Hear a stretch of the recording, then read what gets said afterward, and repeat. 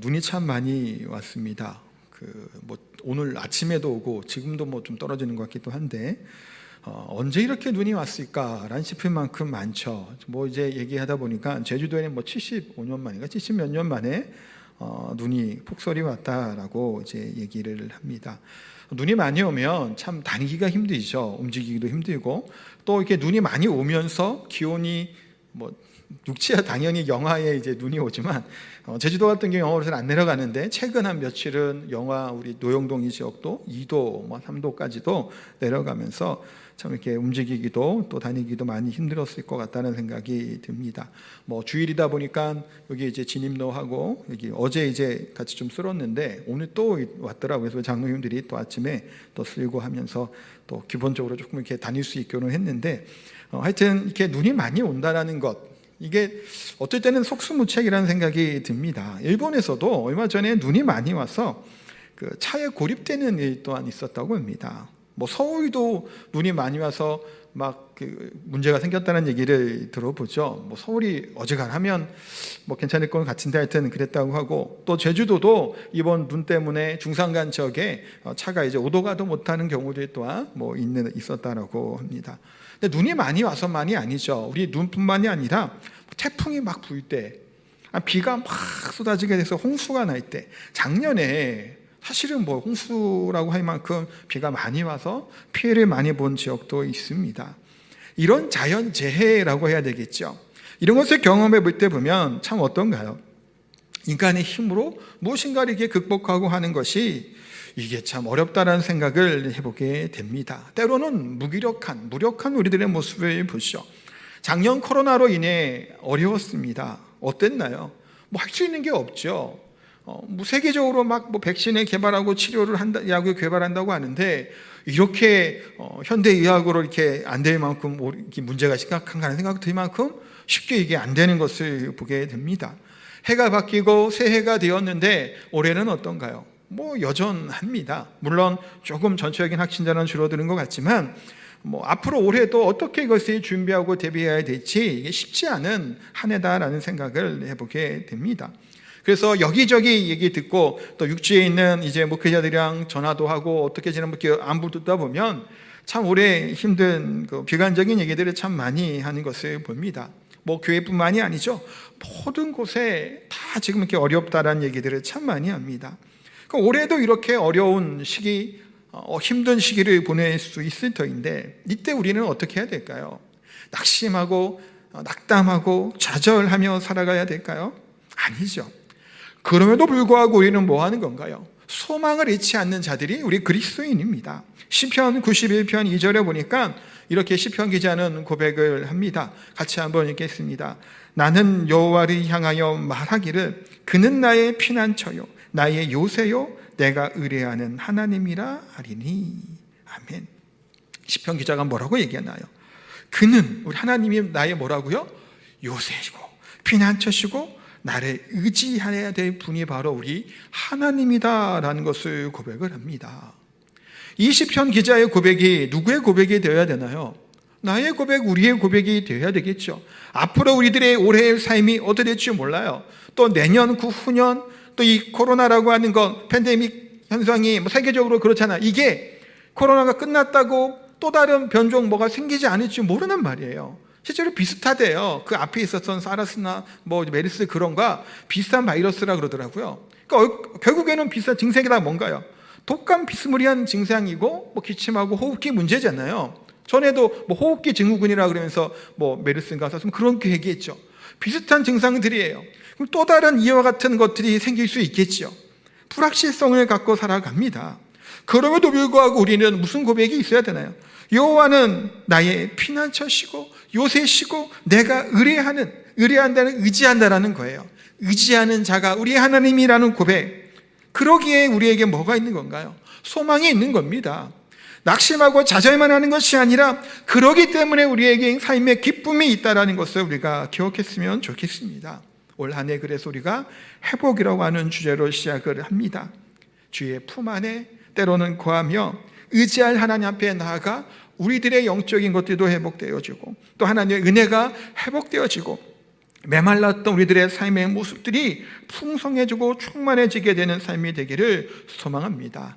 오늘 본문은 그래서 초대교회 당시 예루살렘 교회를 배경으로 하고 있습니다. 2장에 보면 성령 강림 사건이 있게 되죠. 그래서 제자들이 각종 방언을 하고 또 예수 그리스도의 복음을 이제 전하는 일들이 있게 됩니다. 아름다운 교회의 모습이 또 오늘 나와요. 우리 이 44절, 46절 읽었지만 한 번 더 우리 천천히 읽어보도록 하겠습니다.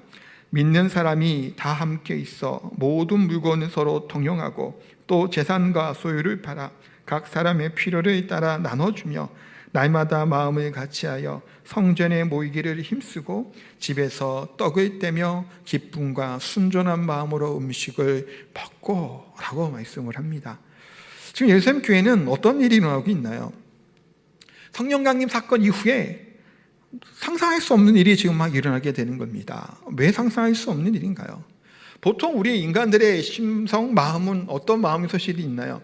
뭐 개그 프로나 뭐 이렇게 얘기할 듯 하지만 네 것이 내 것이고 내 것은 누구 건가요? 네 건가 다시 내 거라 그러죠. 네 것은 내 것이고 내 것은 내 것이라고 얘기하는 것이 우리들의 누군가요? 우리들의 마음, 어찌 보면 욕심이라고 얘기할 수 있습니다. 자신의 욕심과 이익에 따라 사는 사람들이 얼마나 많은지 모릅니다.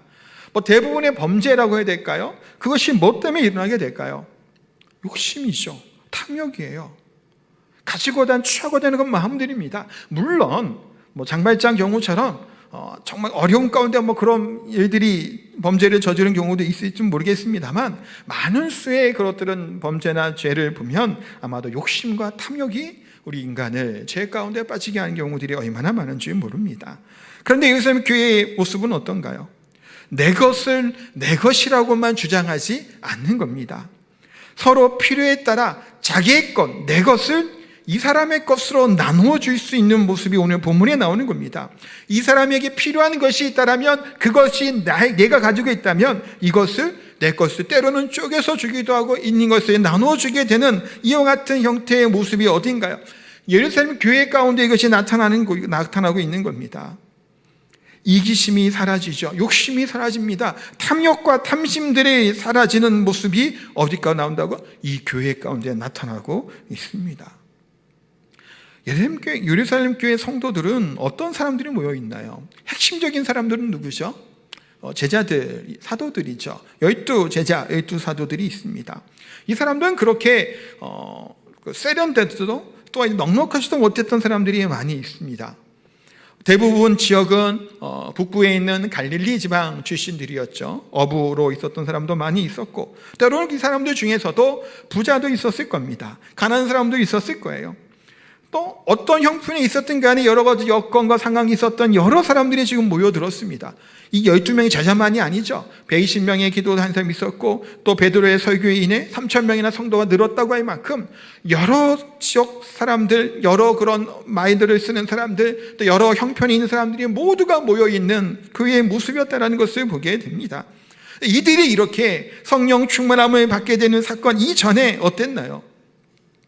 불과 얼마 전까지만 이들은 어떠한 모습이었죠? 뚜벅뚜벅 자기 고향으로 되돌아갔던 사람이에요. 예수님을 따라 승리에 입성을 했습니다.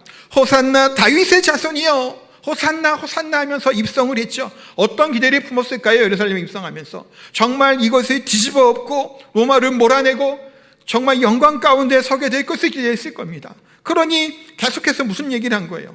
하나는 우편에 하나는 좌편에 내가 서기를 원한다고 얘기할 만큼 승리에 입성을 했던 제자들의 모습이에요.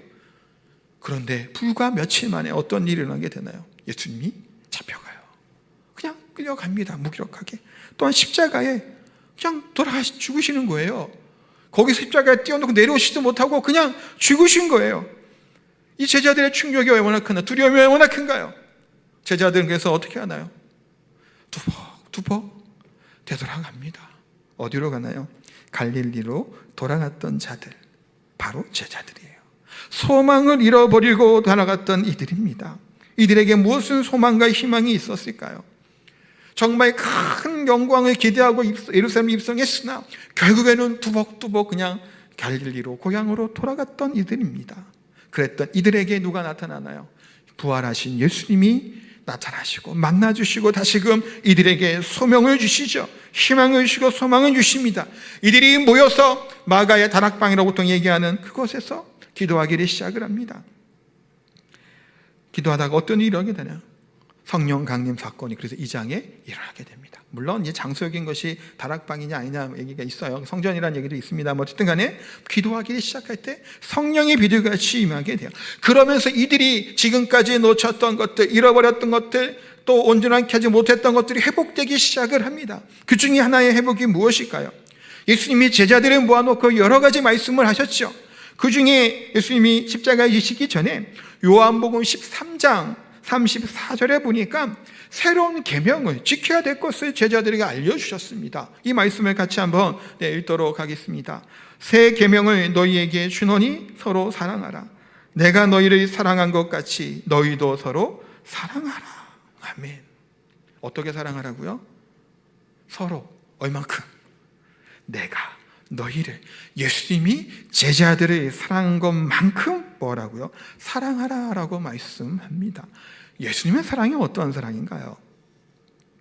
가룟 유다, 예수님을 배반하는 사람이죠. 그가 예수님을 버리기로 결심하고 작정했음에도 불구하고 마지막 만찬의 자리에 유다도 함께 합니다. 잔도 주기도 하고 먹고 이제 너희 해라 얘기하는 게 스토리가 나오잖아요. 뿐만 아니죠. 가룟 유다만이었나요? 예수님의 제자들, 뿔뿔이 흩어지고 모른다고 부인하였던 베드로와 같은 자도 예수님이 회복시켜 주시고 사랑하여 주시죠. 그걸로 그친 것이 아니죠. 자기의 생명을, 목숨을 십자가의 대성물로 죽일 만큼 제자들을 사랑하셨고, 뿐만이 아니라 지금 우리를 이와 같이 십자가의 대속으로 자신을 내주실 만큼 뭐 했다라는 거예요? 사랑했다라는 겁니다. 제자들에게 어떻게 사랑하라고요? 내가 너희를 사랑한 것처럼 사랑하라라고 말씀하고 있습니다. 이 제자들은 성령 강림 사건 이후에 충만함 가운데 서로 성도들끼리 뭐 하는 거예요? 예수님 주신 이 계명의 말씀처럼 새 계명대로 서로 사랑하며 교제함이 회복되어지고 서로 사랑의 나눔이 가득했던 것을 보게 됩니다. 사실 지금 오늘 본문 말씀을 보면서 제자들의 앞으로의 삶이 어떤가요? 사도행전 2장 이 상황에서는 지금 아주 좋아요. 그렇죠? 근데 앞으로 뒤에 나가면 어떤 일이 벌어지게 되나요? 예수님의 제자들은 고난에 당하기 시작합니다. 핍박을 당하기 시작을 합니다. 이 고난 당한 이때에 이겨낼 수 있는 힘은 어디서부터 올까요? 그거 한번 생각해 보게 되는 거예요. 또 지금의 시대를 어떤 시대인가요? 지금 현재 신앙생활하고 믿음생활을 한다는 것이 쉬운 시대로 우리가 살아가고 있나요? 쉽지 않다는 것을 우리가 보게 됩니다. 앞으로의 우리들의 신앙생활하는 것이, 삶을 살아가는 것이 그렇게 만만치 않을 것이라는 것을 우리가 예상해 볼 수 있습니다. 교회에 대한 부정적인 인식들이 얼마나 사실은 큰가요? 3대 종교 중에 최하잖아요. 그건 예전부터 그랬어요. 근데 지금 더합니다. 정부에서나 아니면 기사에 나오는 것도 교회에 대한 여러 가지 이슈들이 많이 있었죠. 코로나 관련된 것도 참 많은 이슈들이 있었습니다. 물론 우리가 이와 같은 비판의 상황 가운데 겸손하게 우리를 돌아봐야 되겠지만 앞으로 신앙생활하는 것이 쉽지 않다는 것을 알게 돼요. 지난번에 팔복 설교할 때 함께 말씀드렸던 얘기지만 복음서에나 예수님이 이제 말씀을 쭉 보다 보면 어떤 일을 하고 있나요? 너희가 나를 믿고 너희가 나를 따르면 너희의 앞날은 형통할 것이요 복받을 것이요 라고 예수님 말씀하시는 게 별로 없지요. 뭐라고 말씀하나요? 고난을 받을 것이다, 핍박을 받을 것이다 라고 말씀을 합니다. 생명을 걸고 십자가를 지고 나를 쫓으라고 예수님이 말씀하셨잖아요. 형통한 삶만 있다고 예수님이 말씀하지 않는 겁니다. 나를 따르려거든 자기 십자가를 지고 나를 따르라는 거예요. 자기를 부인하라는 겁니다. 나의 길은 좁은 길이고 고난의 길이라고 예수님이 말씀하셨죠. 자기 목숨을 아끼는 자는 나를 따를 수 없다라고 분명히 말씀하셨습니다. 그리고 예수님께서 요한복음 15장 19절에 또 이렇게 말씀하고 있죠. 15장 19절 같이 읽겠습니다. 너희가 세상에 속하였으면 세상이 자기의 것을 사랑할 것이나 너희는 세상에 속한 자가 아니요 도리어 내가 너희를 세상에서 택하였기 때문에 세상이 너희를 미워하느니라. 이런 말씀을 읽으면서 어떤 생각들을 좀 하셔보셨나요? 너희가, 제자들이고 또 우리들이죠, 세상에 속하였으면 세상이 미워하지 않는답니다. 왜 그럴까요? 세상 안에 있고 내 것인데, 세상은 새끼 입장은 내 새끼고 내 건데 왜 미워할 이유가 있나요? 미워할 이유가 없어요. 그런데 예수님이 뭐라고 하는 거예요? 그러니까 세상은 자기의 것에 사랑하니 세상에 속한 사람을 사랑해 줄 거라는 겁니다. 사랑받는다라는 거예요, 세상에 속하 있으면. 그런데 예수님이 뭐라고요? 너희는 세상에 속한 자가 아니요, 도리어 내가 너희를 세상에서 택하였기 때문에 세상이 너희를 미워한다라고 말씀합니다. 제자들의 모습은 어떤가요? 성령 강림 이후에 영광 가운데 서게 된 것처럼 보이나 이후에 어떤 일이 일어나게 되나요? 계속해서 고난이 따라옵니다. 핍박이 따라오게 돼요. 죽임을 당하게 되는 겁니다. 왜 그런가요? 세상에 속하지 아니하였기 때문이에요. 예수님이 이 제자들을 택하였기 때문에 이들은 세상으로부터 미움을 당하고 고난을 받게 되는 겁니다. 마찬가지죠. 우리 또한 세상에 속하지 아니하였기 때문에 우리는 뭐가 기다리고 있다는 건가요? 이 말씀 그대로 보면 핍박이나 고난이 기다릴 수 있다는 거예요. 꽃길만이 우리 앞에 있지 않다라고 예수님은 분명히 말씀합니다. 구약의 말씀들을 우리가 막 묵상하다 보면 형통과 잘 되는 거 얘기 참 많이 해요. 순종하면 복받고 불순종하면 저주받고 막 얘기하잖아요. 근데 복음서에나 예수님께서 하신 말씀, 제자들 하신 말씀의 여러 부분들에서는 막 복받고 형통한 얘기 별로 많이 하지 않아요. 직전에 팔복을 받잖아요. 그래서 그게 지금 이어지는 거예요. 사실은 올해 이렇게 넘어가면서 세상의 복과는 다른 복을 예수님은 말씀을 합니다. 물론 구약에서 말씀하는 하나님의 형통함과 물질의 복들, 아니면 형통의 장수의 복 누리며 살 수 있어요. 그게 아니란 얘기가 아닙니다만 우리는 이 세상에서 결국에는 그래도 어떻게 될까요? 세상에 속하지 아니한 자들로 살아가기 때문에 고난을 받을 수도 있고 어려움을 당할 수 있다는 겁니다. 반대잖아요. 완전히 택하였기 때문에 뭐라는 거예요? 예수님이 핍박을 받을 거라는 거예요. 안 택했으면 핍박을 안 받는 겁니다. 그런데 택했기 때문에 고난을 받겠다고 말씀합니다. 이렇듯 초대교회 성도들은 어땠나요? 예수님이 믿으면 핍박을 당함에도 불구하고 예수님 믿었죠. 당시에 초대교회 당시에는 기독교 인구가 미비합니다.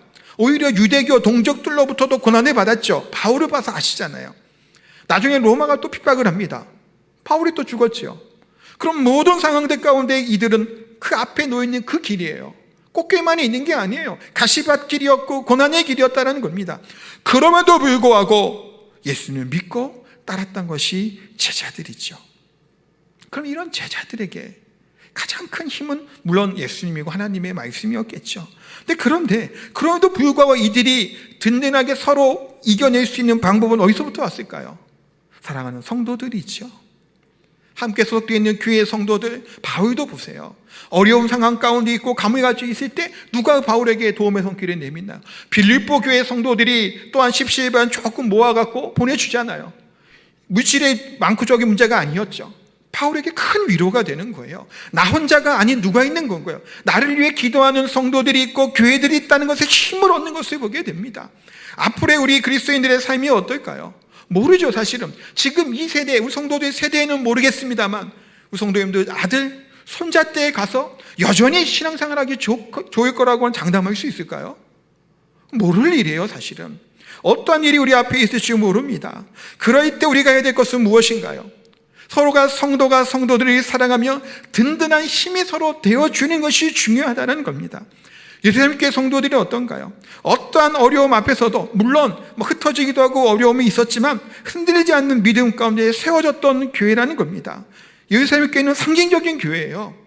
처음 성령이 강림했던 이 사건, 첫사랑을 가지고 또 교회가 시작된 것이죠. 그러기에 이 예루살렘 교회의 이 모습은 우리가 본받을 교회의 모습이기도 합니다. 물론 예루살렘 교회가 완벽한 교회는 아니에요.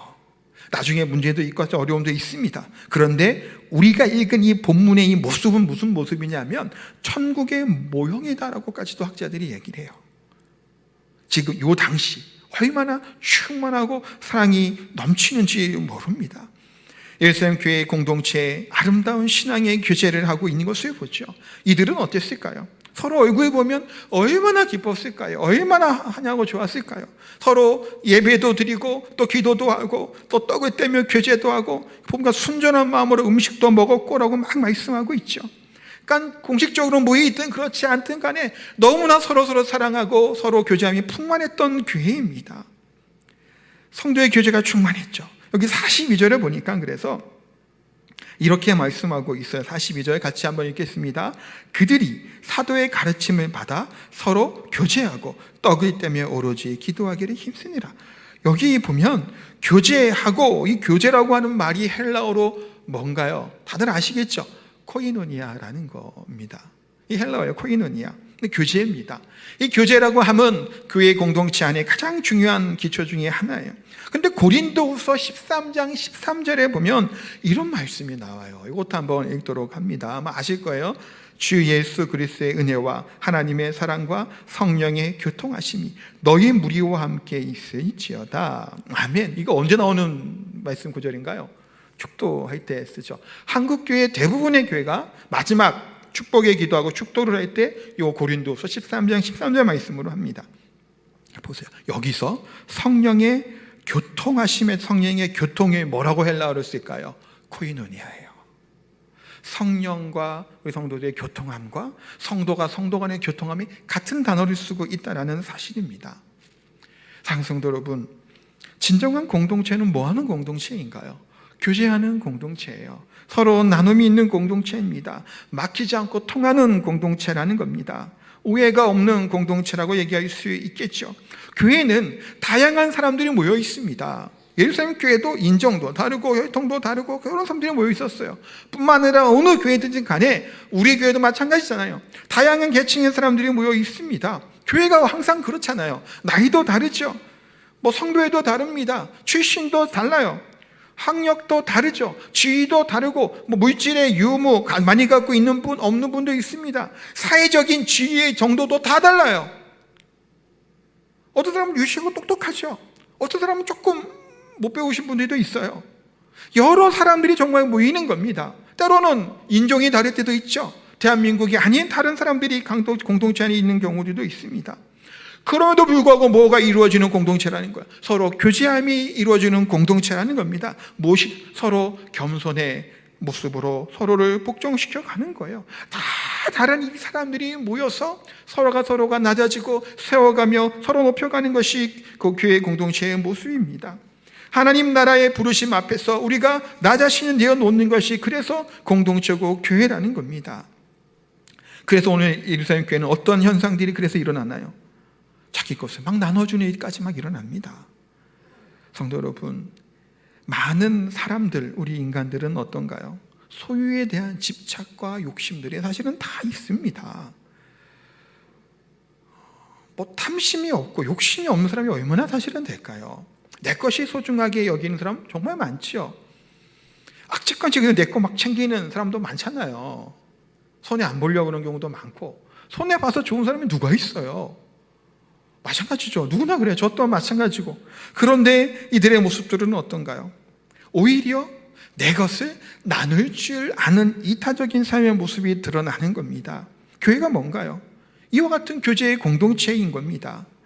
이 구성원들이 모여서 하나님의 비전들을, 하나님의 꿈을 꾸는 거예요. 아까 이제 부목사님 찬양하셨잖아요. 몇 번 반복해서 좀 하시는 것 같은데 모르니까 하나님의 비전들, 하나님의 꿈들을 같이 모으는 거예요. 우리가 함께 이루어 나가는 겁니다.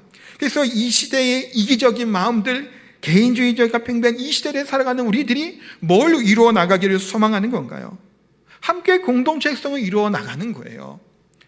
요즘에 학교를 보내지 않는 경우들이 있어요.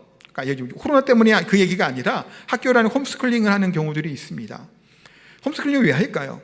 요즘 이제 지금 이 시대에 이제 학교들이나 하는 것들이 악영향을 많이 받는다는 생각을 해서 보통 보는 홈스쿨링 분들이 이제 기독교인들이 많은 것 같더라고요. 그래서 집에서 공부를 가르칩니다. 그런데 이제 사회성이 결여된다는 얘기를 해요. 그래서 그 사람들끼리 또 모여서 또 뭐 한다고는 합니다. 사실은 이 사회성이라고 하는 것이 뭘까요?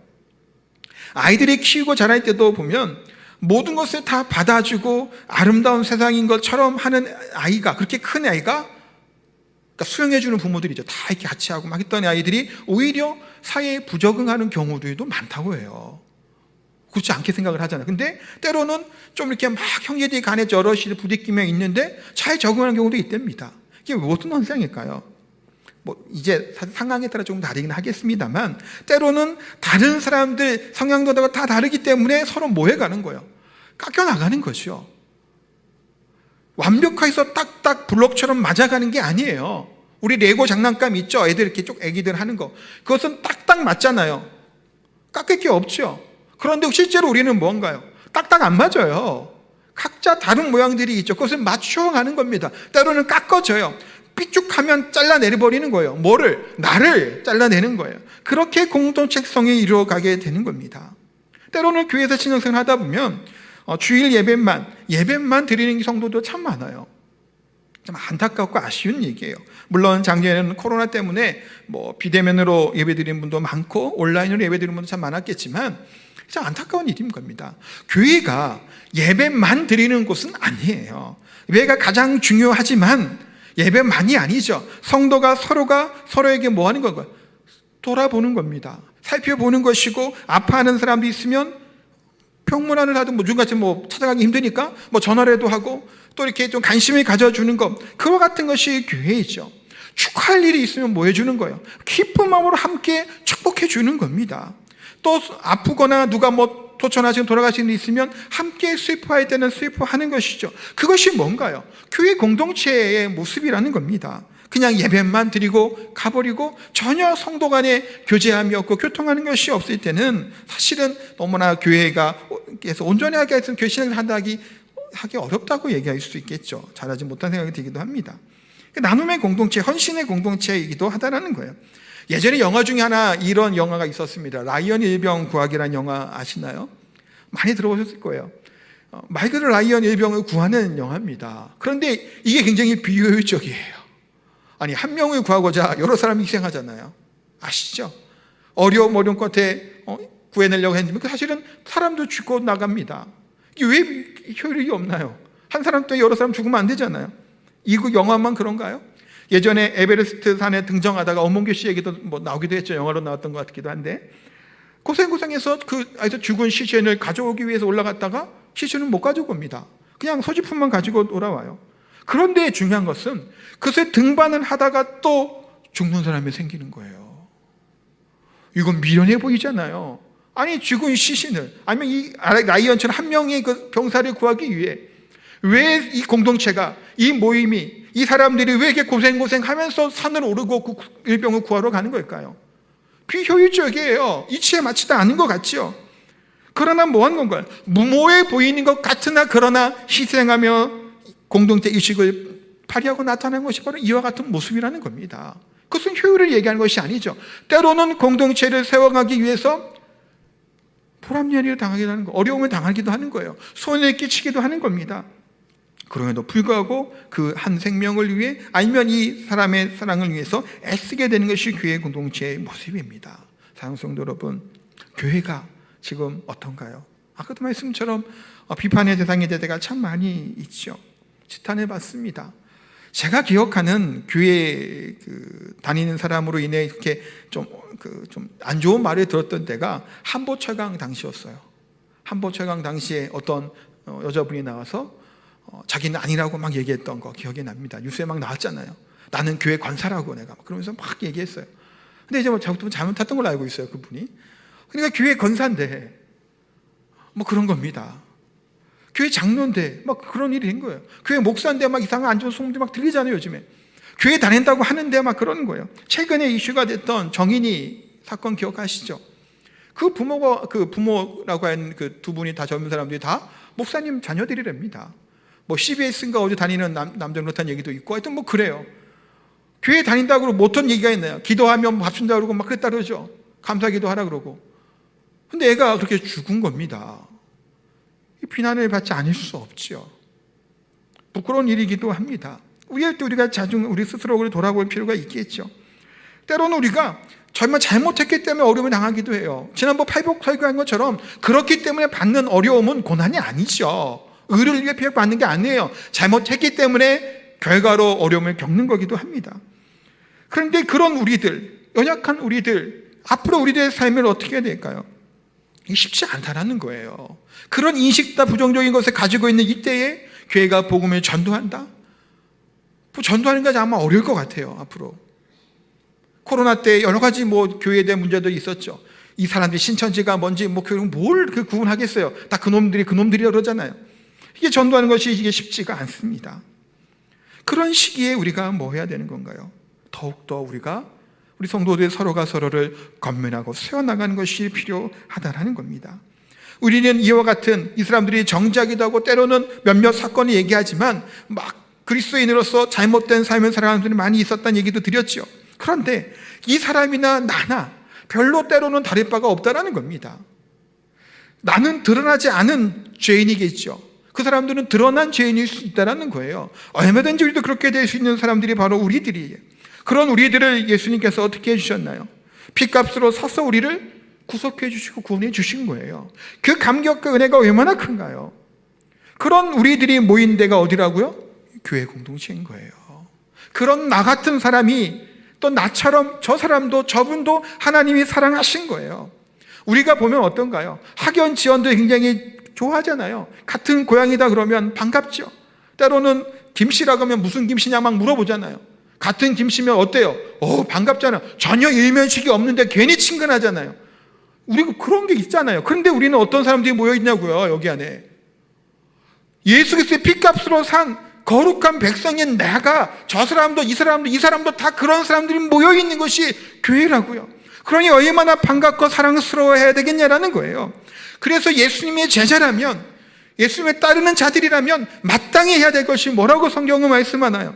요한복음 13장 35절에 예수님이 그래서 이렇게 말씀하는 겁니다. 한번 같이 읽겠습니다.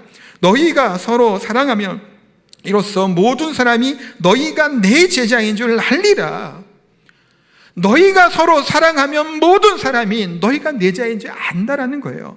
누구 얘기하는 거예요? 제자들에게 얘기하는 거지, 공동체에 얘기하는 겁니다. 밖에 사람 사랑하는 것이 아니라 이 안에서 사랑하게 될 때 뭐라고요?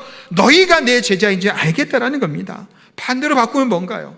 사랑하지 아니하면 제자가 아니다라는 얘기도 얘기할 수 있겠죠. 우리가 하나님의 거룩한 백성 사랑하는 성도들이라면 사랑의 섬긴들과 사랑의 마음들이 있어야 됩니다. 이게 쉬운 일은 물론 아니에요. 어떻게 좋기만 하겠냐는 거예요. 때로는 싫죠. 때로는 불편한 경우도 사실은 있습니다. 없을 수 없어요. 당연하죠. 왜 당연할까요? 배아파난 자식도 다 이쁘던가요? 어쩌면 꼴보기 때가 있잖아요. 이름 시킨 자 주중에 저도 이제 저 아들은 하여튼 확 기분이 안 좋아갖고 그냥 하여튼 그랬어요. 하여튼 공부하기 싫어요. 막 싫단 말이에요. 아우 이놈이 시켜 뭐 그런 마음 들죠. 자녀 내 자식도. 그런데 내 새끼도 그렇게 마음에 안 들 때가 있는데 어떻게 마음에 들 수 있겠냐는, 그건 인정해야죠. 불편할 수 있어요. 안 좋을 수도 있단 말이에요. 별로 그럴 수도 있어요. 그런데 내 새끼가 마음에 안 든다고 내쫓지 않잖아요.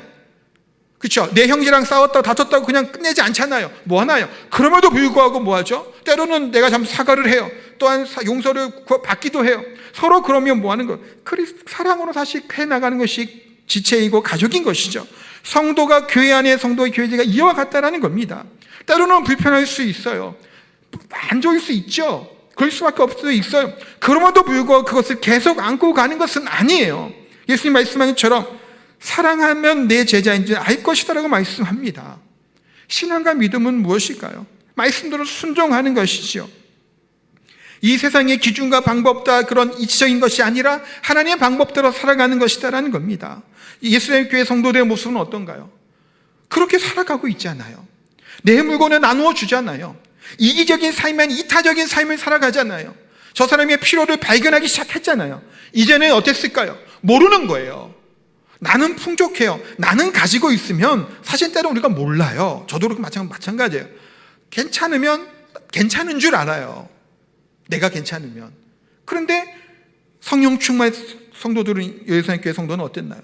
내가 가지고 있어도 상대방의 작은 것, 상대방의 어려운 것들을 발견하기 시작한 거야. 그런 것이 눈에 들어오는 거예요. 나는 이러기 때문에 괜찮은 사람인데 상대방이 못하는 것이 보이는 거예요. 그래서 그것을 정죄하고 뭘 하는 것이 아니라 오히려 필요를 나누어 줌으로 이것을 채워가는 형태로까지 뭐하게 된 거예요? 발전하게 된 거예요. 그것이 뭐라고요? 그리스도 안의 교제함에 대한 예수님의 교회의 모습이라는 겁니다.